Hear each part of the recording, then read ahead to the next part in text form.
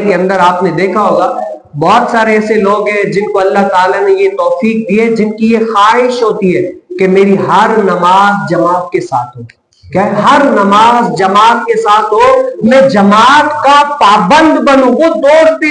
کیسے بھی کر کے، یہ خواہش ہوتی ہے۔ اور کچھ ایسے لوگ ہوتے کہتے ہیں ہاں صحیح ہے، جماعت مل گئی صحیح ہے، ورنہ پھر جماعت میں ٹائم ہوتا ہے پہلے پڑھ کے چلے جائیں۔ اس طریقے سے تو نبی کریم صلی اللہ علیہ وسلم نے اس کے اہتمام کے حوالے سے کیا ہی خوبصورت ارشاد فرمایا۔ حضرت سیدنا ابو ہریرہ رضی اللہ تعالی سے مروی ہے کہ آپ صلی اللہ علیہ وسلم نے فرمایا اپنے گھر میں یا بازار میں تنہا نماز پڑھنے کے بنسبت جماعت سے نماز پڑھنے پر 25 گنا زیادہ ثواب ملتا ہے۔ یعنی ایک بندہ ہے تنہا گھر میں پڑھتا ہے یا بازار میں پڑھتا ہے، لیکن ایک بندہ ایسا ہے جو اہتمام کرتا ہے کہ میں جماعت سے نماز پڑھوں۔ حضور علیہ السلام نے فرمایا تنہا نماز پڑھے گا تو 1 ثواب ملے گا، اور اگر جماعت کے ساتھ پڑھے گا تو 25 گنا بھی زیادہ ثواب اس کو ملے گا۔ جب کوئی اچھی نیت کے ساتھ وضو کرتا ہے اور وضو کرنے کے ساتھ اس کی یہ نیت ہے کہ میں مسجد میں جا کر نماز پڑھوں، حضور علیہ السلام نے فرمایا کہ قدم قدم کے عوض وہاں سے گھر سے چلتا ہے تو اللہ تعالیٰ اس کے قدم قدم کے بدلے میں اس کو ثواب عطا فرماتا ہے، کہ اس کے درجات کو اللہ تعالیٰ بلند فرما دیتا ہے اور اس کے ایک گناہ کو اللہ تعالیٰ مٹا دیتا ہے۔ اور پھر حضور علیہ السلام نے فرمایا جب مسجد میں آ گیا نا، ابھی جیسے 10 منٹ ہے 15 منٹ ہے جتنے منٹ ہے نماز کے لیے ابھی آپ بیٹھے ہوئے، تو حضور علیہ السلام نے فرمایا جب تک وہ نماز کے جماعت کے انتظار میں بیٹھا رہتا ہے تب تک کیا ہے وہ نماز ہی میں ہوتا ہے۔ یعنی جیسے بندہ نماز پڑھتا ہے اس کو ثواب مل رہا ہوتا ہے نا، وہ نماز کی نیت سے آیا، ابھی جماعت نہیں ہوئی، ٹائم ہے ابھی، لیکن وہ بیٹھا ہوا ہے تب بھی اس کو نماز جیسا ہی ثواب مل رہا ہے۔ یعنی اتنی فضیلت ہے۔ اور پھر حضور علیہ السلام نے فرمایا اس کے بعد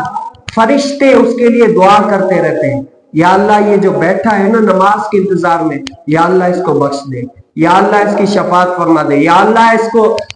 کیا ہے اس کے اوپر رحم فرما۔ فرشتہ اس کے لیے بار بار دعائیں کرتا رہتا ہے، بار بار دعائیں کرتا رہتا ہے۔ حضور علیہ السلام نے فرمایا یہاں تک کہ وہ کسی کو ایذا نہ دے یا اس کا حدث ہو جائے یعنی وضو ٹوٹ جائے تب جا کر یہ فضیلت منقطع ہوتی ہے، ورنہ یہ کیا جب تک باوضو ہوتا ہے اور جب تک نماز کے انتظار میں ہوتا ہے تب تک فرشتہ اس کے لیے دعائیں کرتا ہی رہتا ہے۔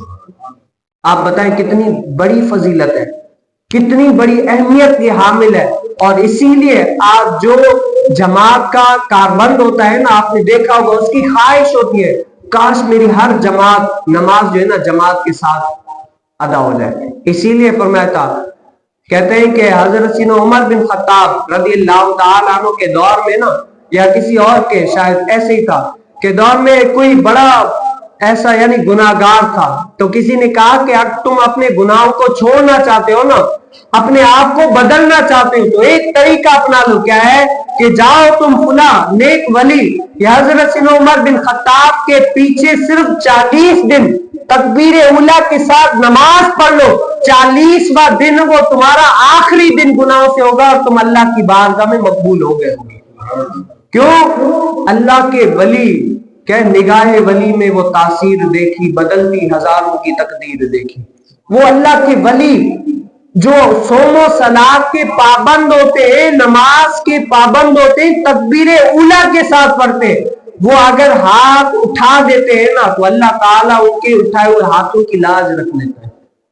کیا ہے اٹھائے ہوئے ہاتھوں کی لاج رکھ لیتا ہے، اور جو وہ دعائیں اپنے رب سے مانگتے ہیں رب تعالیٰ ان کو عطا فرما دیتا ہے۔ اسی لیے حضور علیہ السلام نے فرمایا میرا بندہ اگر میری طرف کیا ہے آہستہ آتا ہے تو میری رحمت اس کی طرف دوڑ کر آتی ہے،